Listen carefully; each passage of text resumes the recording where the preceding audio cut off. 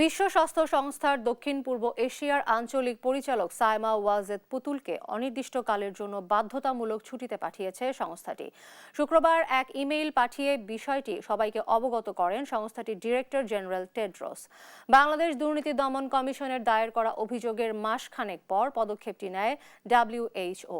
বলা হয়, আঞ্চলিক পরিচালক পদে নিয়োগের সময় ক্ষমতার অপব্যবহার করে সার্টিফিকেট জালিয়াতি করেন তিনি, যা বাংলাদেশ আইনের 468 ও 4372 ধারার স্পষ্ট লঙ্ঘন।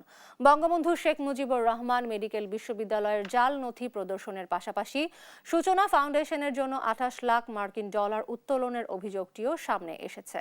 পুতুলের পরিবর্তে সংস্থাটির দক্ষিণ পূর্ব এশিয়ার আঞ্চলিক পরিচালক পদের দায়িত্ব দেওয়া হয়েছে ডক্টর ক্যাটরিনা বহিমিকে।